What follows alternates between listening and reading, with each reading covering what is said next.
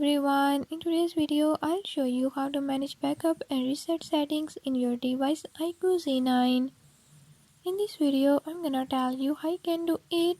Before move to the video, if you are new to my channel, don't forget to subscribe, hit the bell icon so you never miss out on new videos and stay updated. Let's get started.